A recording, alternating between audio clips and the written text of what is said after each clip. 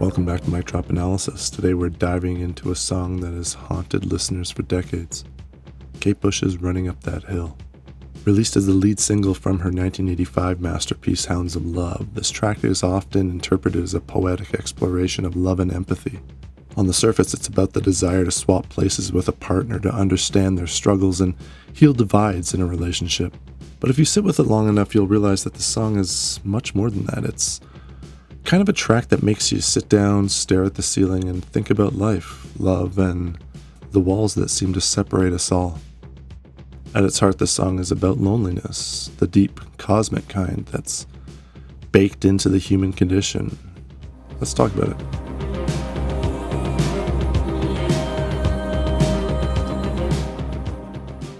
Let's start with the opening line.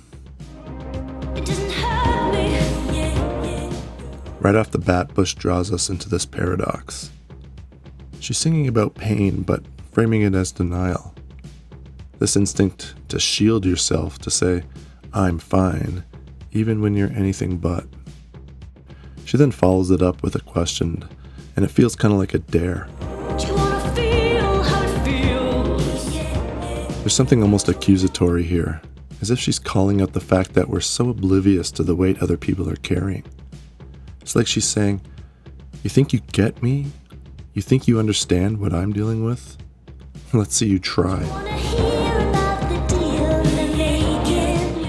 And this line sets up the entire song. She's proposing a cosmic bargain, a literal deal with God, to swap places with somebody else.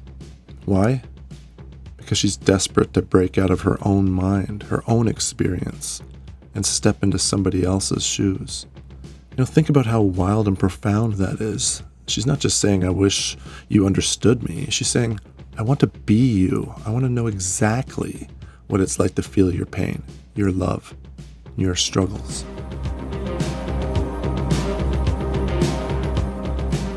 And in the pre-chorus, It's you and me.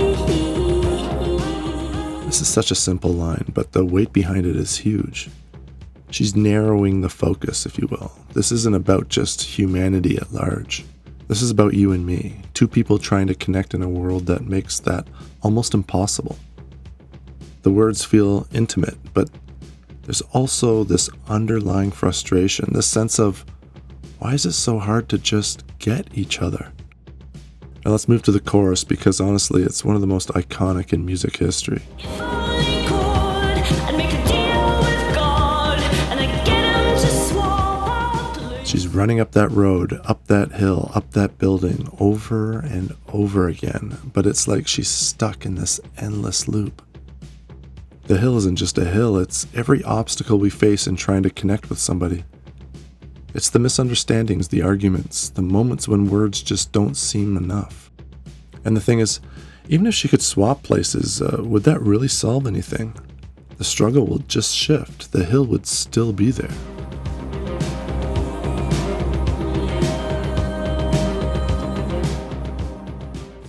And then there's this line. You don't wanna hurt me, but see how deep the wood lies. It's such a visceral image, isn't it? A bullet lodged so deep inside you that maybe even you don't fully understand the pain it's causing. But she's not just talking about herself here, is she? She's pointing out how the hurt that we carry often spills over and tears other people apart, even when we don't mean it to. It's such a raw and honest take on love. How it's both beautiful and messy. How the people we care about the most are often the ones who hurt us the deepest, and vice versa. Then she asks a gut-punching question. Is there so much hate for the ones we love? That's one of those lines that hits like a ton of bricks because it's so true. Love and hate are two sides of the same coin, and when emotions run that high, things can get messy. It's not like we want to hurt the ones we love, it's that love kind of makes us vulnerable, and vulnerability makes us human, and being human is complicated.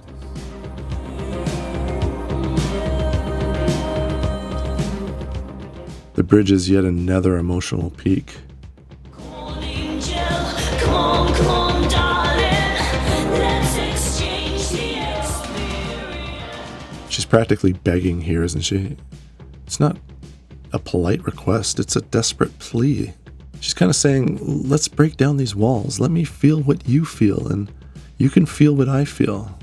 Let's stop being strangers to each other. That's raw. It's pleading, and it's so deeply human.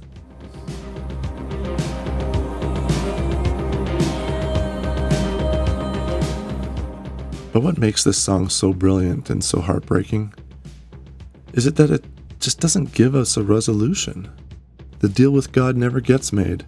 The hill never disappears. And I guess that's the point. Life doesn't come with any easy answers. We keep running up the hill because we have to. Because that's what it means to be alive. The struggle to connect, to be understood, to understand. It's endless. But maybe it's also what kind of makes life beautiful. It's in the running, it's in the trying that we find meaning.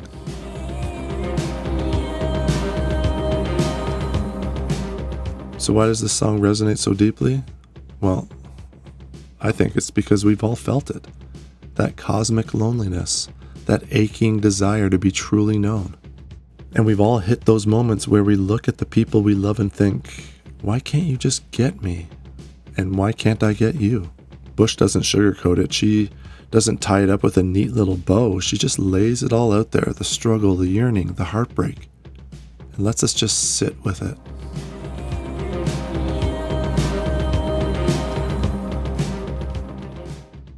In the end, Running Up That Hill is a song about being human.